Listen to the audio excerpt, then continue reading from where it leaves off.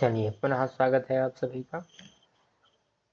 और इस अभ्यास में हमें अध्ययन करना है अजंत नपुंसकलिंग शब्दों का जिनके अंत में स्वर आते हो और नपुंसकलिंग में हो। सबसे पहले जो शब्द लिखे हैं वह है इकारांत नपुंसकलिंग शब्द। ऐसे शब्द जिनके अंत में ई आता है और नपुंसकलिंग में होते हैं, जैसे आकाशात बारी पतति। देखिए, इकारांत अगर आप पुल्लिंग और नपुंसकलिंग पढ़ेंगे तो वहां विसर्ग लगता है प्रथमा एक वचन में, पर यहाँ विसर्ग नहीं लगता है। ठीक, यह अंतर है। आकाश से बारी मतलब जल, पतति मतलब गिरता है, तो आकाश से जल गिरता है। माता दधि मथनाति, माता जो है वह दही को मथती है, मंथन करती है, फिर दही से ही तो छाछ निकलेगा, घृत निकलेगा, नवनीत निकलेगा। हरिणस्य अक्षि रमणीयम, अक्षि शब्द लिया यहाँ पर हिरण की जो अक्षि है, अक्षि मतलब आंखें, रमणीय मतलब देखने योग्य हैं, है ना, अच्छी सुंदर हैं। एतस्य अस्थि भगनम, एतस्य मतलब इसकी, अस्थि मतलब हड्डी, भगनम मतलब टूट गई। तो इस बालक की जो हड्डी है वह टूट गई है। अब उकारांत नपुंसकलिंग शब्दों का अभ्यास करेंगे। जैसे मधु शब्द है, कूप्याम मधु अस्ति। कूप्याम मतलब बॉटल में, अथवा ये जो जार है, डिब्बा है, इसको भी कह सकते हैं कूप्याम, अर्थात इस बोतल में, कूपी में मधु है। मधु मतलब शहद। ठीक। बालकस्य नेत्राभ्याम एकैकम अश्रु पतति। देखिए, यहाँ थोड़े ज्यादा शब्द दे दिए इन्होंने। बालक के, बालकस्य मतलब बालक के, नेत्राभ्याम। अब यहाँ नेत्राभ्याम में आप लोगों को बड़ा संदेह उत्पन्न हो जाएगा। कैसे हो जाएगा? क्योंकि ये नेत्राभ्याम तीन जगह बनता है, एक तृतीया द्विवचन में, एक चतुर्थी द्विवचन में और एक पंचमी द्विवचन में। तो आपके अनुसार यहाँ कौन सा होना चाहिए, आप बताइए। चतुर्थी है, तृतीया है, अथवा पंचमी है?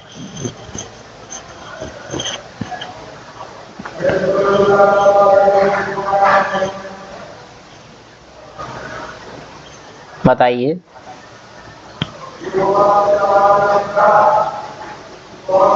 किसी को जानकारी नहीं हो तो कोई दिक्कत नहीं है, अगर है तो फिर बताएं।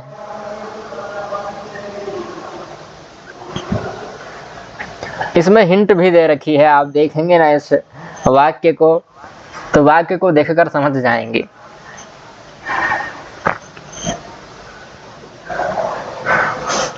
ठीक है, नहीं आ रहा किसी को समझ में? देखिए, दो हिंट हैं इसमें। एक तो यह हिंट दी है कि उन्होंने पत धातु का प्रयोग किया है, पतति रूप बना है ना। अब जरा ऊपर चलेंगे, देखिए पहला प्रयोग क्या था, आकाशाद्वारी पतति, आकाश से जल गिरता है। यहाँ कौन सी विभक्ति है आकाशात में?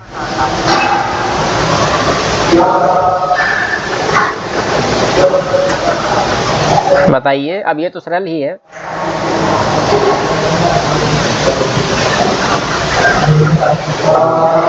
पंचमी विभक्ति है। ठीक है, तो जहां गिरने का कार्य हो रहा हो, पत धातु का प्रयोग देखने को मिल रहा हो, वहां अधिकतः पंचमी विभक्ति ही देखने को मिलेगी। फिर दूसरा उदाहरण यह है कि जहां किसी से कुछ चीज अलग होती है वहां भी पंचमी हो जाती है। पंचमी से अलग होने अर्थ में, कारक चिन्ह अगर आपने पढ़े हो तो इसी अर्थ में होती है। तो यहाँ आकाशाद बारी पतति मतलब आकाश से बारी गिरता है, जल गिरता है। अब जो जल है वह आकाश में वापस नहीं जाएगा, जाएगा तो किसी और माध्यम से जाएगा, जो बाष्प के माध्यम से जाएगा। सीधा जो जल गिर चुका है वह जल वापस आकाश में नहीं जाएगा, अब अलग हो चुका है। अपादाने पंचमी, यह अपादान हो चुका है। ठीक है, इसीलिए यहाँ बालकस्य नेत्राभ्याम में नेत्राभ्याम जो शब्द दिया है वह पंचमी द्विवचन का है, यानी नेत्रों से जल जो है वह अलग हो चुका है, अश्रु जो है वह अलग हो चुके हैं, अब वापस नेत्रों के अंदर थोड़े जाएंगे। और एकैकम मतलब एक एक करके, ऐसा नहीं है कि एकदम से ही एक बोतल पानी गिर गया आंखों से, धीरे धीरे टपक रहा है। यह अर्थ है कि बालकस्य नेत्राभ्याम एकैकम अश्रु पतति, बालक के नेत्रों से एक एक करके जल गिरता है, अश्रु गिरते हैं। कृषकस्य श्मश्रु कृष्णम, कृषकस्य मतलब कृषक की, श्मश्रु मतलब होता है दाढ़ी, देख भी पा रहे होंगे बड़ी सुंदर दाढ़ी है भाई की। कृष्णम अर्थात काली, तो कृष्ण की कृषक की जो दाढ़ी है वह कृष्ण है, काली है। वीरस्य जानु दृणम, वीर मतलब पहलवान, इस योद्धा की जो जानु है, जानु मतलब होता है घुटने के ऊपर का भाग, ठीक है। दृणम, दृढ़ मतलब होती है मजबूत, ठीक, तो दृढ़ है। अब और शब्द भी हैं, जैसे वारी वहति, दधि मधुरम अस्ति, अक्षि सुंदरम अस्ति, मधु श्रवति, वस्तु अस्ति, अम्बु पतति, ठीक है। इस प्रकार से इन्होंने कुछ और शब्द दिए हैं और वही नियम दिया कि स्थूलाक्षरैः लिखितानि पदानि अजंत नपुंसक लिंग शब्दानां प्रथमायाः एकवचन रूपाणि सन्ति। स्थूलाक्षरों में, मोटे अक्षरों में लिखे हुए जो पद हैं वह अजंत नपुंसक लिंग शब्दों के प्रथमा एक वचन का रूप हैं, ठीक है। अब तीनों वचनों में प्रयोग करेंगे तो किस प्रकार से होगा। अधुलिखितानि वाक्यानि पठत, नीचे लिखे हुए वाक्यों को पढ़िए। अक्षि सुंदरम अस्ति, अक्षि मतलब एक आंख, सुंदरम मतलब सुंदर है ना। अक्षिणी सुंदरे स्तः, अक्षिणी मतलब दो आंखें, सुंदरे मतलब सुंदर, स्तः मतलब है। अक्षिणी सुंदराणि सन्ति, बहुत सारी आंखें सुंदर हैं, ठीक। अब देखिए जो सुंदराणी उसका विशेषण है ना, आंखें कैसी हैं तो सुंदर हैं, तो यह विशेषण हो गया, और जो अक्ष शब्द है वह विशेष्य हो गया। तो विशेष्य विशेषण में एक समान विभक्ति चलती है, एक समान वचन होते हैं। स्वरूपाणाम एक शेष एक विभक्त, ठीक। तो यह स्वरूप है, विशेषण विशेष्य है, इसलिए अक्षि सुंदरम, अक्षिणी सुंदरे, अक्षिणी सुंदरानी, ऐसे वाक्य बने। आगे चलते हैं। श्मश्रु कृष्णम अस्ति, श्मश्रुणी कृष्णे स्तः, श्मश्रूणि कृष्णानि सन्ति। श्मश्रु मतलब दाढ़ी जो है काली है, एक वचन के लिए, और श्मश्रुणी कृष्णे स्तः, दो दाढ़ियां काली हैं। तो यहाँ भी जो कृष्णे शब्द है ना वह विशेषण हो गया, किसका, श्मश्रु का, दाढ़ी का। श्मश्रूणि कृष्णानि सन्ति, बहुत सारी श्मश्रूणि दाढ़ियां कृष्ण हैं, काली हैं। जानु आघातितम, ठीक, जानु आघातितम मतलब उसका घायल है। जानुनी आघातिते स्तः, जानू दो जानुएं आघातित हैं, घायल हैं।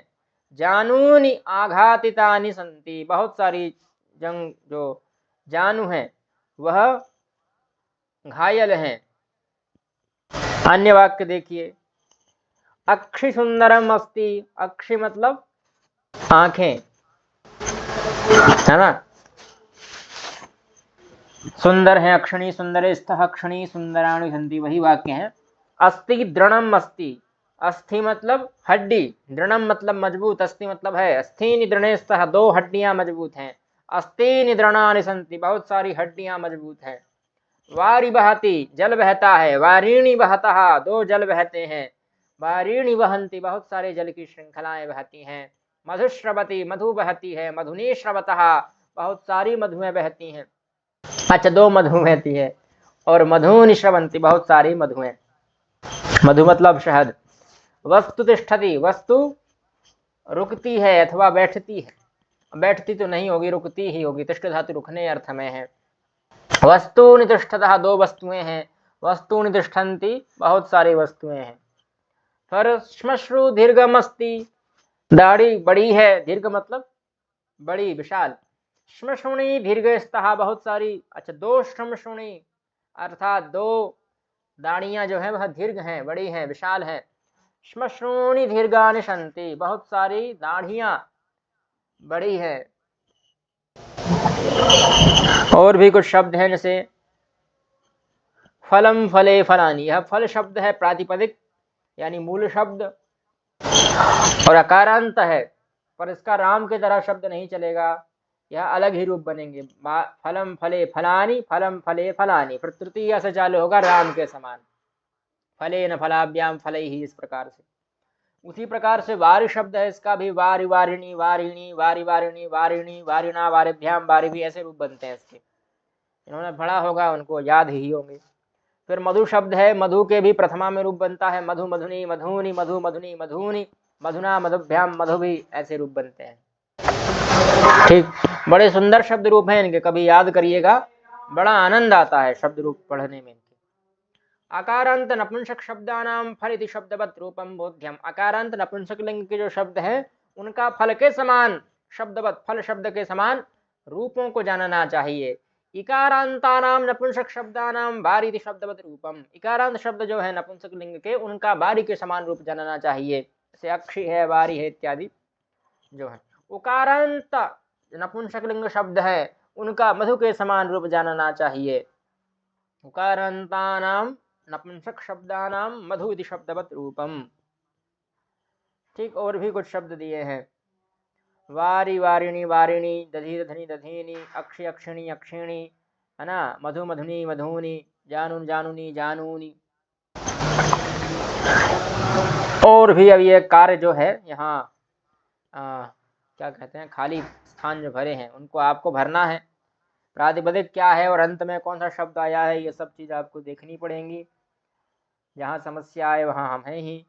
दृणानी, अब यहाँ देखिए कहीं कहीं बहुवचन है, कहीं द्विवचन है, तो उसके अंतर्गत आपको उसका विशेषण विशिष्ट जोड़ना है। जैसे सुंदरम अक्षी और मधुरम अक्षी, मधुरे अक्षिणी और मधुराणी अक्षिणी। अच्छा, दधी शब्द है यहाँ, तो मधुरम दधी, मधुरे दधीनी और मधुरानी दधीनी, ऐसे रूप बनेंगे। ठीक है, ये आपको एक वचन द्विवचन बहुवचन में करना है। अब इसके बाद एक आ जाएगा हमारे पास कथा। इस कथा का भी थोड़ा आश्रय ले लेते हैं। इसमें भी अजंत नपुंसक लिंग शब्दों का अभ्यास होगा। ठीक है,